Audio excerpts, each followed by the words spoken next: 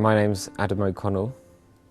I was born in London, grew up in South Norwood in Croydon for the first 6 years of my life. My parents split up around that age and then I moved out to Epsom with my mum. My mother didn't really give me a very religious upbringing at all. She comes from Catalonia in Spain, more or less, and she already knows about the relationship that there was between the dictatorship in Spain and the Catholic Church, so they were always sceptical of at least institutional religion in the Christian world. So they just told me the stories of Jesus and so on, and Easter, but to me they were just stories, really. When I moved to Epsom with my mum, first I went to a primary school that was a Church of England primary school. So there, actually, I became more aware of Christian religion. But then after, and I did kind of start to believe it, even. But then I went to high school, a completely secular one, and over a number of years, I just started to lose all my religious feeling, because it wasn't doing anything for me, really. When we came to Epsom, my mum tried to find things for me to do. So like she'd send me to scouts and stuff. But as I got a bit older, into the more problematic ages of the teenage spectrum, I started saying, no, allow that. I want to go out and get drunk, right? So I was doing that for a while, but I couldn't go on like that. Around that sort of time as well, my mum started to get a bit upset with my drinking, because I was getting very drunk with my friends, coming back home quite late at night, in a bit of a state sometimes. But yeah, so I was getting tired of drinking around this sort of time. But at the same time, in school I was learning history, and through learning history in school, I began to understand politics a little more, because we learnt, for GCSE, we learnt the history of the Cold War. And I just kept investigating and investigating. And this is around the kind of time that Wikipedia came out on the internet, I think. So I learned a lot more from investigating myself than I did from the history classes, which were basically saying, oh, you know, just the typical kind of what the Americans or the British would teach about the Cold War, basically. That it was the free capitalist West versus the unfree Soviet East, and of course it's never that simple.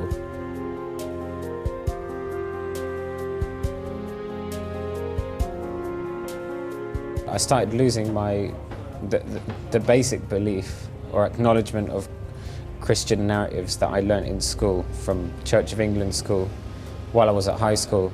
At the same time I was learning more about Marxism, and the idea of equality, economic equality, political equality made so much more sense to me, that when Marx also then said there is no God, as I was becoming less religious, it just made sense to me as well. And for a while, I was being a Marxist and so on, but not really understanding it at the same time. It was a bit of a religious choice, if I'm honest. Anyway, after a while, I studied a bit more philosophy and then just climbed down from that assumption that there is no God. I saw the argument that, you know, the universe can't come from nothing. That for me is very basic, and I just looked up. Our religious studies teachers suggested us to look up at the sky or something and see what was amazing about the universe around us. And I did that, and I considered the argument about nothing can come out of nothing, and I considered the other argument that there is no such thing as right and wrong if there's no objective, absolute definer of that, which would have to be God. And so I became a non-religious theist. So I was not following any religion, but I believed in God, and I was still a socialist, economically, politically speaking. But I carried on with my drinking, with my stupid young life, meeting those privileged old socialists who don't really do anything. And my life was a mess of contradictions. So it was only a matter of time that I would see a religion or if it made sense, then I would go for it. Because I believed in God, I believe in justice, but the only problem is that none of these things were linked. So literally I was ready, you could say, for Islam to come into my life. And then the war in Lebanon, when Israel invaded, happened in 2006.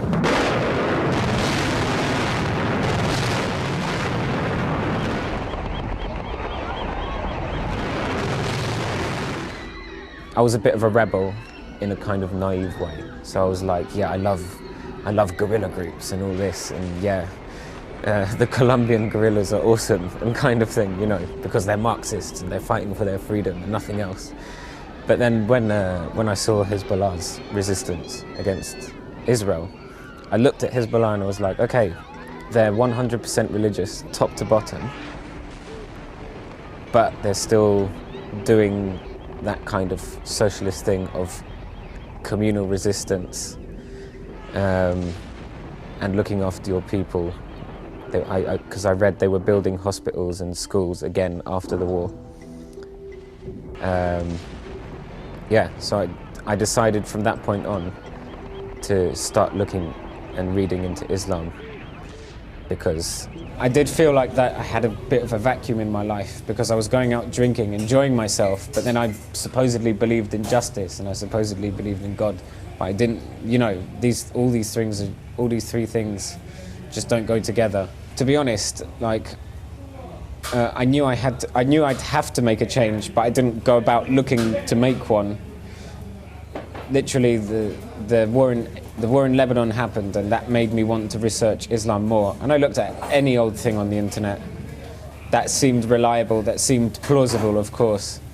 And then the more I read, the more I agreed. You know, whether it was about the ideas about the family, or the ideas about economics, or the ideas about treatment of orphans and such, justice for the oppressed.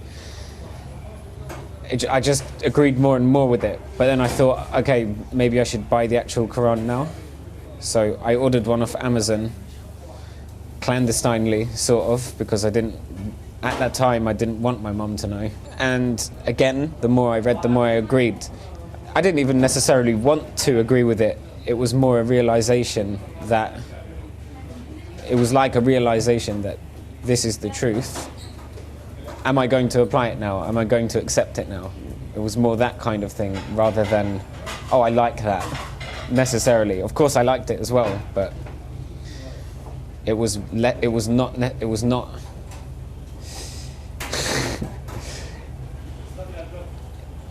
It was my choice to look for it, but when you find it, if you are sincerely looking for the truth, you have no choice but to accept it.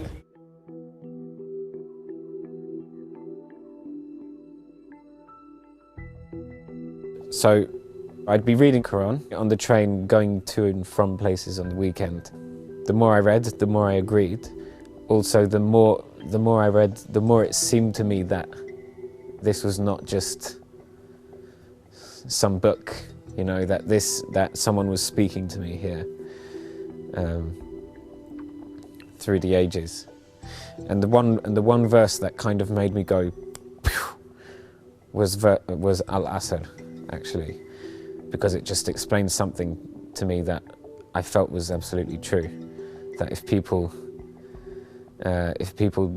don't do good things, don't seek the truth, and for me the truth was always important, and don't be steadfast or patient, then you'll fail, you'll get lost if you don't do those three things, as well as believe, of course. But at that time, obviously, belief wasn't the #1 priority. But I read that verse and it was like, wow. And then even before I finished reading the Quran, I kind of decided that I must be a Muslim now because I believe this. And I didn't really go around saying it for a while.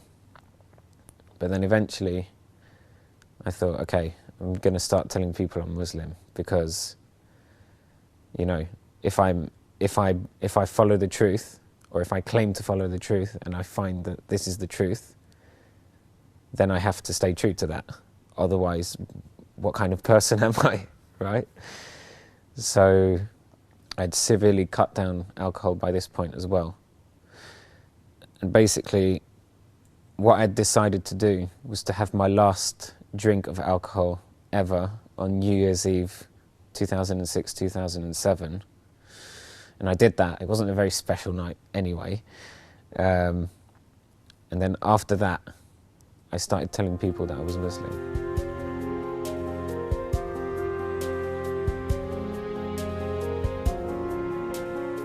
From an online forum, I met a Pakistani British guy from Slough, and he had found out that I was kind of converting to Islam, but that I was alone. So he agreed to meet me in London just to chat, because we knew we kind of agreed with each other politically as well. We were both quite critical of Zionism, the neocons. So we met in London, had some shisha, chatted, and then he was like, "Have you done your Shahada?" And I was like, "No, I haven't, you know." And he was like, "Oh, do you want to go do it?" Not forcing me, but kind of like suggestively, like, "Yeah, why, let's do it, why not?" But my attitude was wrong. I shouldn't have been like, "Yeah, why not? Let's do it." Because it's actually much deeper than that. When you make your Shahada, ideally it's when you're prepared to start praying 5 times a day. You know how to do wudu, you know how to do this, you know how to do that. But I didn't know anything. But anyway, I went to the mosque. My friend pray. I didn't really know how to pray, so I just kind of imitated with his guidance after. Then with the boss, the Egyptian journalist as a witness and my friend as another witness, we did the Shahada. I did feel kind of accomplished after that. And I even got the form saying, you know, like, I don't know, it's a kind of certificate if you need to go on Hajj and stuff. But then afterwards, I went home with the Shahada thing, the Shahada certificate in my pocket, because it was raining. And I was like, yeah. But unfortunately, what happened next, this was around summertime. I did the Shahada about 6 months after I had felt in my heart that I wanted to become Muslim. So what happened? It was summertime. I didn't know how to pray, didn't know how to do wudu. Ramadan started, right? And I was fasting. That wasn't too much of a problem for me. But I was fasting. I was basically not eating, you could say, but not praying, because I do like some kind of sujood with something, whatever I knew of Surah Al-Fatiha, but it wasn't anything, right? It was just kind of my own made up thing, because I had nothing else to do at the time.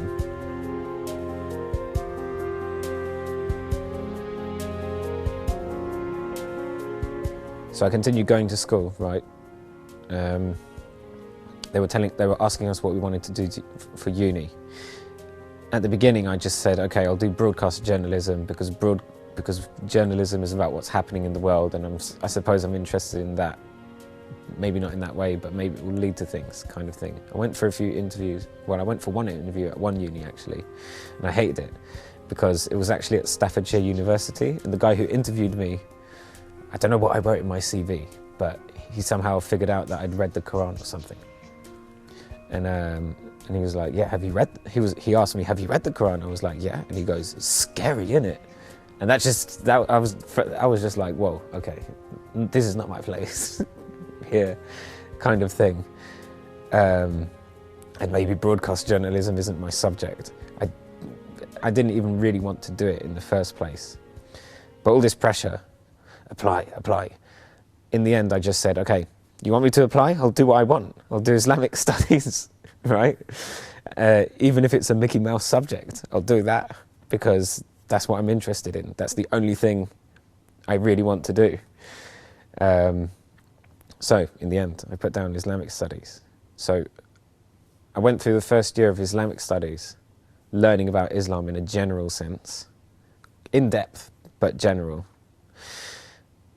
in a kind of academic way.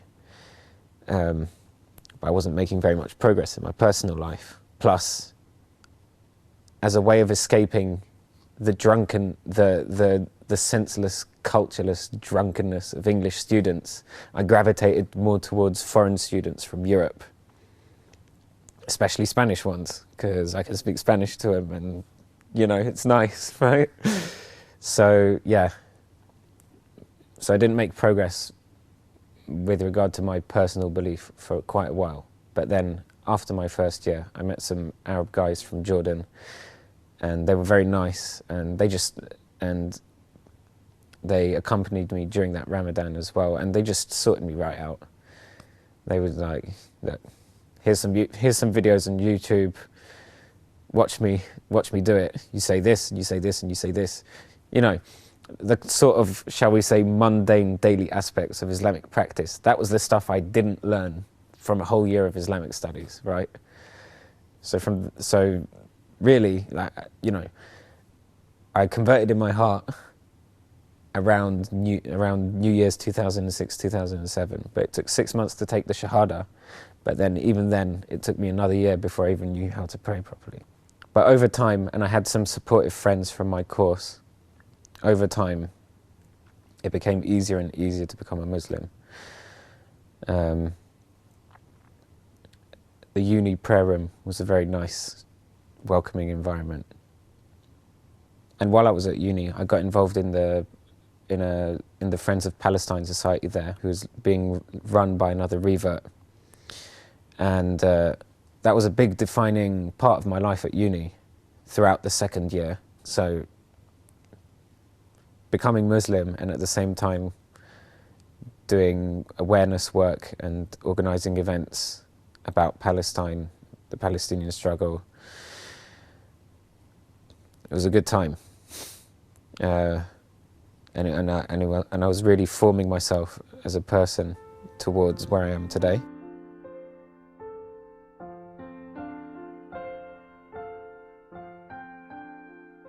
My advice to potential reverts is, first of all, when you look at religions, judge the religions by their own merits, by their principles, their ideas.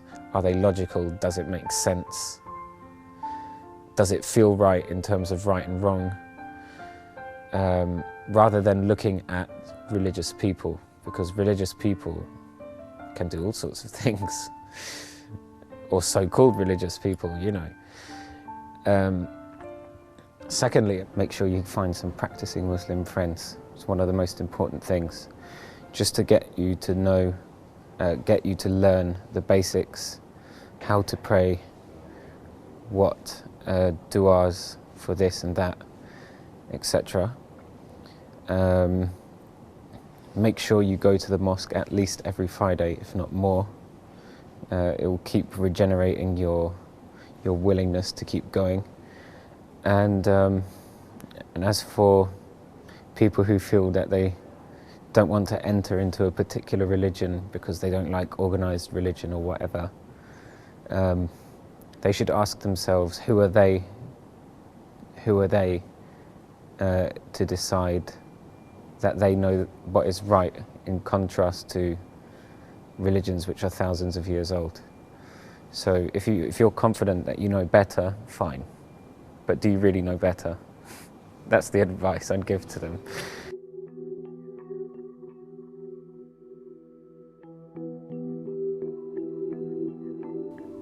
Basically, Hezbollah as a movement and Ali Shariati as an intellectual thinker who tried to see the commonalities between socialism in a general sense of strong state, welfare for the people, and Islam, see the commonalities there. So that group and that man were the biggest influences in terms of my religious and political formation together, because he was a Muslim, he was an Islamic revolutionary in Iran and a socialist at the same time. And he was the person who introduced to me this idea that Islam is not just a recent thing, but it's something that goes throughout history. There's a book by him, but it's actually a transcription of 2 of his lectures. And it's called Religion versus Religion. And basically he says, look, the history of the world is not people who believe versus people who don't believe. What it really is people who believe one thing and people who believe another thing. His basic theory was that throughout history, religion goes through a similar process whereby you have monotheists who follow the religion of God, who give the message to the people. Then over time, either the people become corrupted or a corrupt priest class emerges, and then they corrupt the religion, and then it deteriorates until another prophet has to come, right? And that's his kind of argument, that it's not religion versus non-religion, it's the true religion versus the corrupted religion throughout human history, right? So, you know, the Quran and Islam is appealing because it confirms, and it confirms the veracity of previous texts, which are less accessible because of their translation, or because they don't exist, but it also corrects the other two monotheistic religions on things and beliefs and ideas that are very problematic for a lot of people. Another thing about Islam, a misperception that people have, is that it's an Arab religion, that it starts with Muhammad, and Muhammad is the prophet of Islam. True, but actually Islam says that he is the last prophet of God. So it goes back and back, including Jesus, including Abraham, Moses, back to Adam, the first man.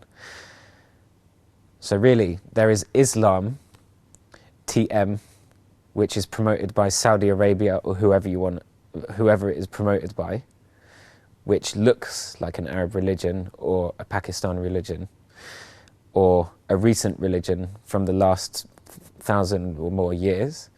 But what is described in the Quran and the book and the ideas and the scholars is actually something deeper that goes far back. So the idea of being a Muslim is not just being someone who follows Islam, so that's your label. Rather, being a Muslim is a title that you get by doing certain things like praying 5 times a day. And the prophets before Muhammad prayed, fasted, they did all the similar things.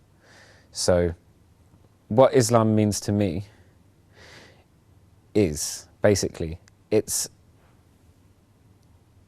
a religion which outlines how things are structured in the universe, with God as the creator, originator, all power comes from him.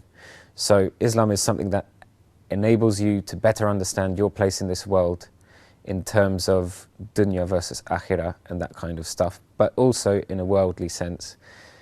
It provides me great moral prescriptions. It encourages great things like helping orphans. It's a great reminder of what you should do in order to stay focused in life, and